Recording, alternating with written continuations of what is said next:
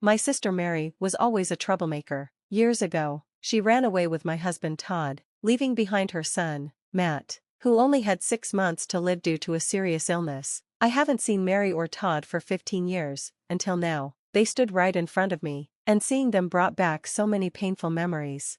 Todd laughed as Mary talked about Matt like everything was fine. Their attitude made me sick. Just as I was about to confront them, I heard Matt's voice behind me. "Mom, it's time to go." I turned and saw him, grown up and confident in a suit. Mary and Todd's expressions changed when they recognized him.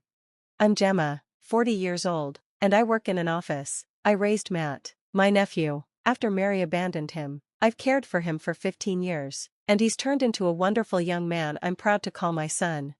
It all started when I came home one evening to find little Matt waiting for me with a note. Mary had written that she was leaving with Todd. On the table were divorce papers. I tried calling them both, but they didn't answer. I was devastated to realize my husband had run off with my sister, leaving me and Matt behind. Matt asked, "Where did Mommy go?" I hugged him tightly, heartbroken for the innocent boy. Mary had always worked hard as a single mom after her own divorce, but when Matt was 5, she came to my house, exhausted and in tears. She told me he was seriously ill and might not live more than 6 months. She couldn't care for him anymore. I offered to help. "I'll take care of Matt for a while," I said. Mary seemed relieved, and soon, Matt and I grew very close. At first, Mary would come back to visit, but over time, she stayed away longer and longer. Eventually, Matt was with me every weekend. I began to worry about Mary's absence. When I asked her why she stayed out so late, she brushed it off, saying she was just relaxing, but I knew something was wrong. Her behavior seemed irresponsible, and I couldn't understand how she could leave Matt so easily. Mary started to leave Matt with me more and more, often coming back late. When I confronted her about it, she brushed me off. "Jemma, I have my own life to live," she said coldly. I could tell she was hiding something, but she dismissed my concerns. Over time, I realized she wasn't going to change, no matter what I said. Eventually, I found out Mary was dating different men and leaving Matt with me without even letting me know. Sometimes, she would drop him off at my door without a word. I felt betrayed. When I asked Matt if he knew where his mom went, he said, "No, Mom doesn't like to talk about it." Then, one day, Mary left without saying anything at all. She abandoned Matt with me, and I never saw her again until today. I was left alone to care for Matt, while she disappeared with Todd. I was furious and hurt, but I couldn't let Matt see that. He looked so scared. Kneeling down to meet his eyes, I said gently, "Matt, your mom might not be coming back for a while." "Why not?" he asked, his voice trembling.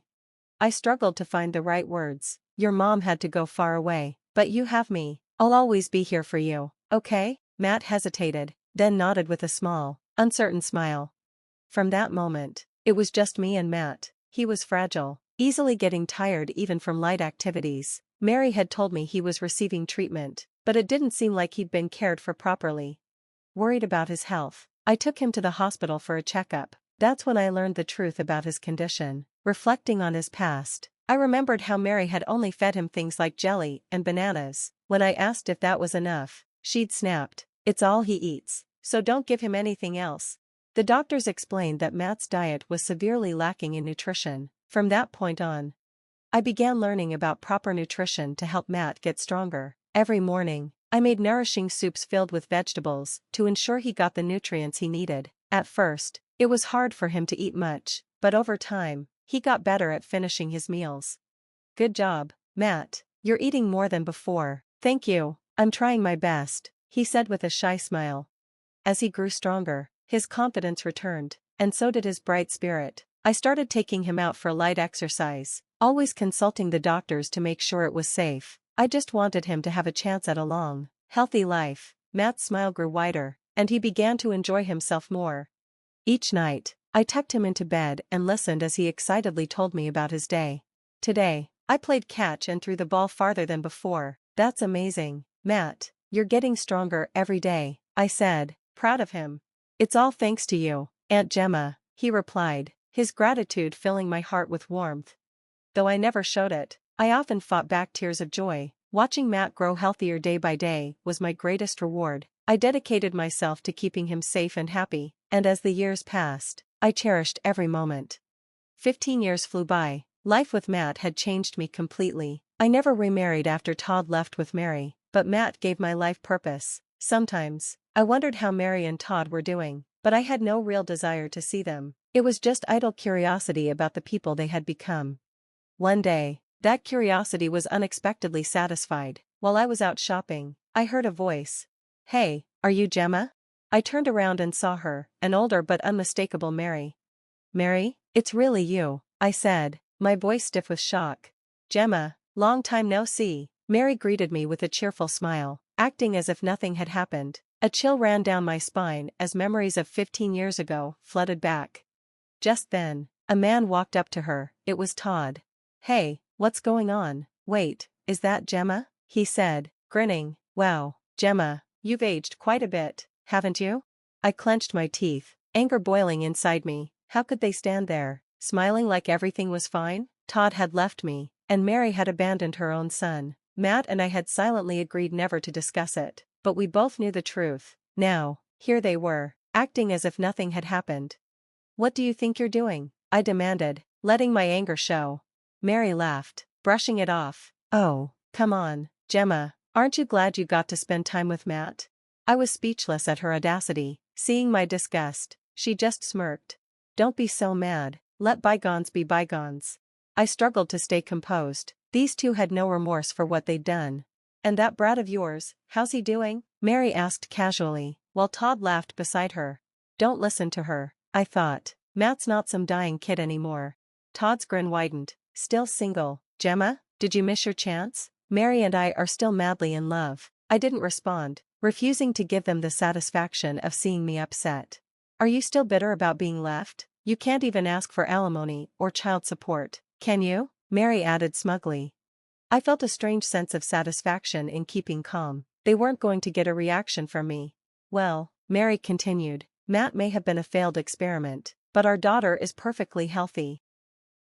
That word, daughter, caught my attention. I turned to Todd. "You have a daughter?" "She just turned 14, he replied proudly. "She's the cutest thing ever." But Mary's face had changed. Her earlier confidence was gone. I sensed there was more to this story. "So, you got pregnant after you left, huh?" I asked, watching Mary's expression harden further. She looked uncomfortable, and Todd quickly jumped in. "Of course she's mine. She was born a year after we started living together."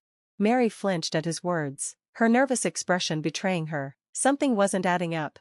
I kept my distance as Todd stepped closer, trying to assert his confidence. "Well, that's questionable, Todd," I said. "Mary was meeting all kinds of people while leaving Matt with me." Todd's expression shifted from smug to shocked as the truth began to sink in. I continued, recalling what I'd learned when I hired a detective to investigate them after they ran off. Mary had been seeing other men, not just on weekends, but even during the week, while I took care of Matt. She'd been going out, having fun, and letting others pay for her expenses, all while pretending to be a devoted mother. "No way," Todd muttered, his face pale. "We spent weekends together. How could she have had time to meet other men?" "During the weekdays, Todd, while you were at work, she was out enjoying herself," I explained. Todd looked at Mary, stunned. "You told me you were exhausted from working for Matt's sake." Mary stayed silent, avoiding his gaze. Todd's voice grew more strained. "Then why did you marry me? Was I just convenient?" Mary didn't answer, clearly hoping the conversation would end. "Let me guess," I added calmly. "Todd was the most financially stable out of all the men, wasn't he?" Mary's eyes widened in panic, and she shouted, "Stop it." Todd stared at her, anger and disbelief written all over his face. "Is that true? Was I just your ATM?" Mary's face turned red with embarrassment, and she didn't respond. "I even have recordings," I said, "of conversations with your friends where you called Todd your ATM." Mary froze, realizing the depth of her secrets that I had uncovered. Todd looked devastated, his voice trembling. "So, our daughter might not even be mine? That's ridiculous." Mary grabbed Todd's arm, desperate to convince him. "She's yours." Todd didn't look convinced, and I stayed calm. "You can easily find out with a DNA test," I suggested. Mary's face went pale, her confidence crumbling. "No, there's no need for that. She's Todd's daughter," she insisted. But it didn't matter to me. Mary's protests were meaningless, and Todd's trust in her was shattered. I was here for one reason, to stand up for Matt after how cruelly they had treated him. "Whatever you two decide to do is your business," I said firmly, but remember, I've raised Matt with love and care, and that will never change. Mary and Todd looked defeated as I turned to leave. Just then, I heard Matt's voice behind me. Mom, are you ready to go? I turned and smiled. Oh, I'm sorry to keep you waiting, Matt. It's okay, let's go, he said, walking over to me. Mary and Todd stared at him in disbelief, struggling to recognize the confident young man standing before them. Wait, is that Matt? Mary asked, her voice trembling as she pointed at him. Matt stood tall in a sharp suit, healthy and strong, nothing like the frail child Mary had abandoned.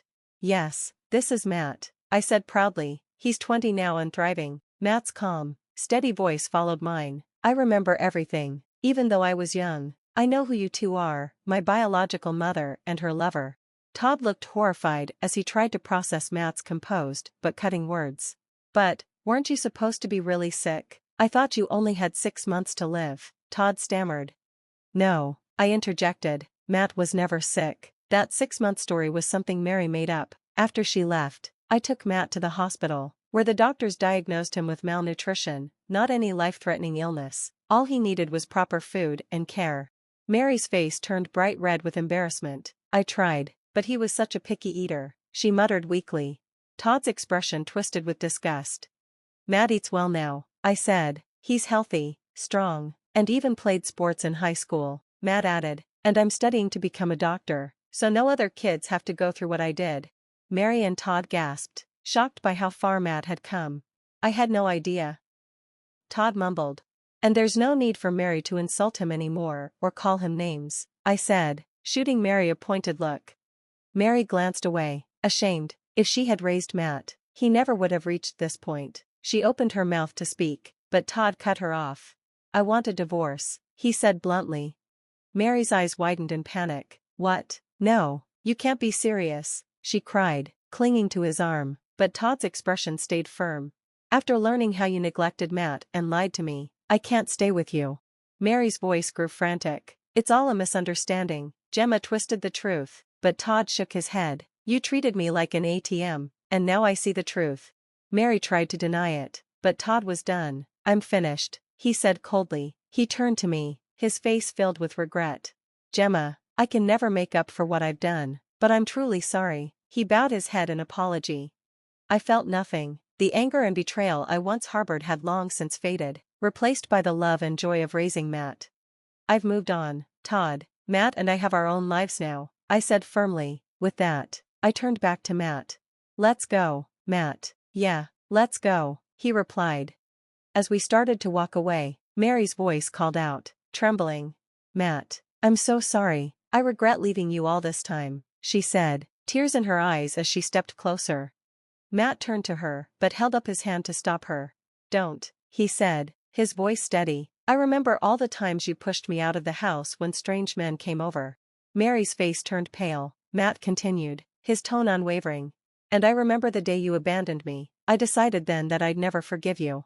He looked her straight in the eyes. You're calling her mom? Mary asked desperately. Yes, Matt replied. Jemma raised me. She's my real mother. Mary stood frozen, realizing there was no chance of reconciliation. Don't ever try to see us again, Matt said firmly. Mary collapsed in tears as Matt and I walked away together. Later, I heard that Todd had a DNA test done and found out the daughter wasn't his. He sued Mary for damages, filed for divorce, and left her for good. Mary tried to retaliate by spreading rumors about him, but it only backfired, leaving her with nothing. I eventually blocked all her messages and cut ties completely. Matt, meanwhile, thrived. He grew into a wonderful man, got engaged to his girlfriend, and made me so proud. We continued living together, cherishing our time as mother and son. On his 20th birthday, I took him out to a nice restaurant to celebrate. Let's make a toast to adulthood, I said, raising my glass. Cheers, Matt replied, clinking his glass with mine. In that moment, I felt truly happy, knowing I'd made the right choices for Matt. This, right here, was everything I had ever wanted.